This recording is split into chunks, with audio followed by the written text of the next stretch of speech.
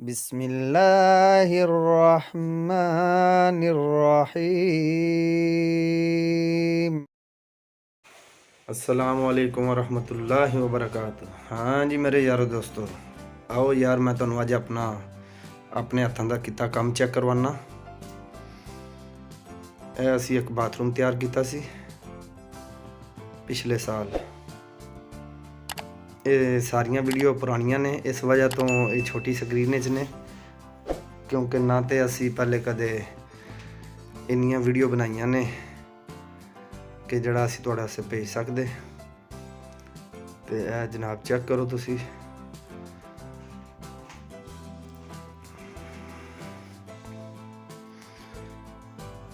एक automatic English seat लगी है। यह जनाब सेंसर वाली है। इस सेंसर के नाल इहदा तो ढक्कन चुकया गया, नाल ही दूसरा टापा भी जिहड़ा वो सेंसर के नाल ही चुकया गया। जिस टाइम कोई अपना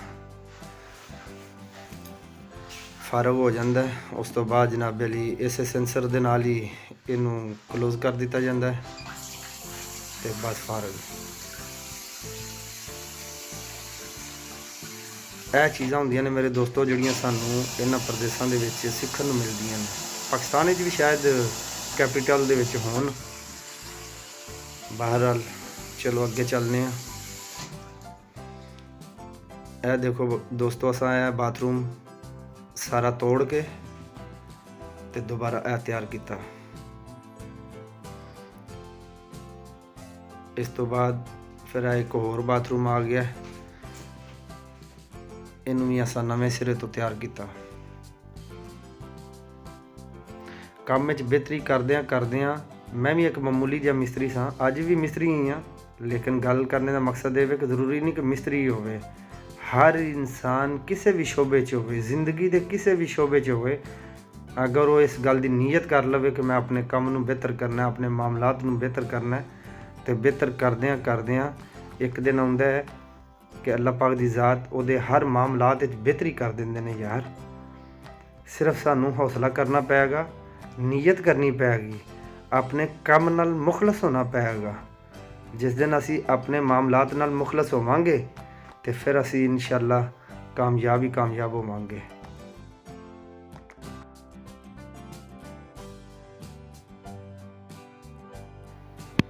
हाँ जी जनाब, यह एक और काम है, ये भी माशाअल्लाह मैं अपने हत्थों नाल कीता है। तो चेक करो ना जनाब। तो दुआ करया करो दोस्तों, अल्लाह पाक दी ज़ात हर किसी नूं सेहत तंदुरुस्ती दे। तो हर कोई यार कोशिश करते जाइए अपने काम में बेहतरी करते जाइए। मेरे दोस्तों, मैनू इत्थे एक गैर मुस्लिम मिलिया, मैनू वो काम बहुत ज़्यादा मेरे वालों ट्रांसफ़र करता हुंदा सी। एक दफ़ा मेरा उहदा इतफाक होया, मैं उहदे ऑफिस विच बैठिया, उस मैनू एक गल समझाई।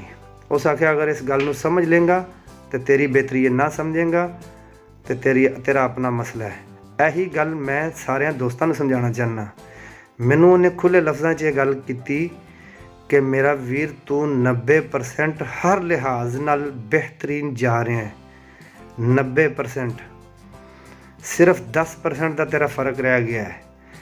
एक कभी भी ना भुली, इस 10% नू जितनी जल्दी होंदा ही इनू कवर कर। जिस दिन तू ये 10% कवर कर लेंगा, अपने काम में अपने अखलाक अपने मामलात बेहतरी कर लेंगा।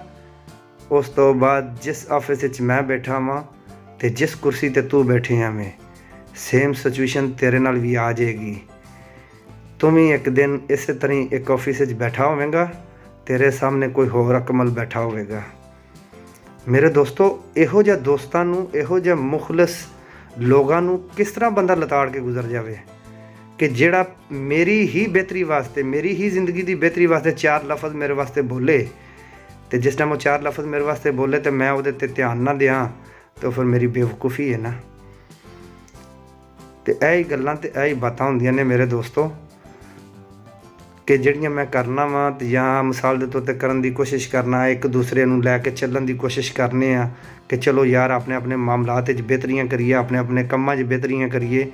असां एक दूसरे नूं की दे लेना तो की लै लेना यार।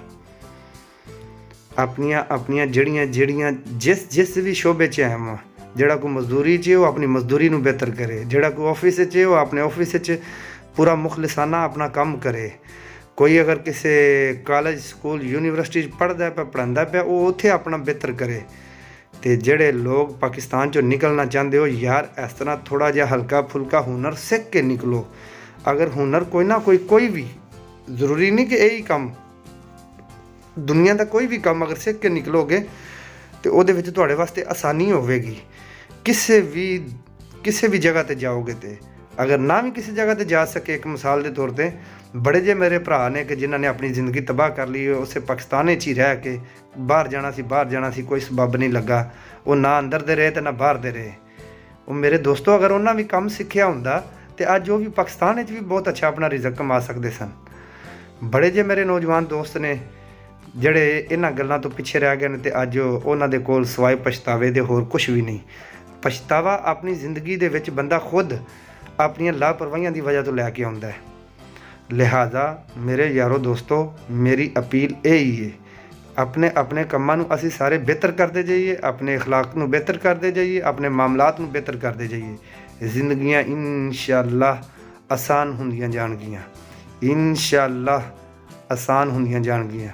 ਇਸ 'ਚ ਕੋਈ ਸ਼ੱਕ ਨਹੀਂ ਕਿ ਮਿਹਨਤ ਅਗਰ ਕੀਤੀ ਜਾਵੇ ਤਾਂ ਅੱਲਾਹ ਪਾਕ ਦੀ ਜ਼ਾਤ ਉਹਦੇ 'ਚ ਬਰਕਤ ਨਾ ਪਾਏ। ਤੇ ਮੇਰੇ ਵਾਸਤੇ ਦੁਆ ਕਰਿਆ ਜੇ ਮੇਰੇ ਦੋਸਤੋ, ਅੱਲਾਹ ਪਾਕ ਦੀ ਜ਼ਾਤ ਮਰਦਿਆਂ ਕਲਮਾ ਨਸੀਬ करे। आमीन या रब्बल आलमीन।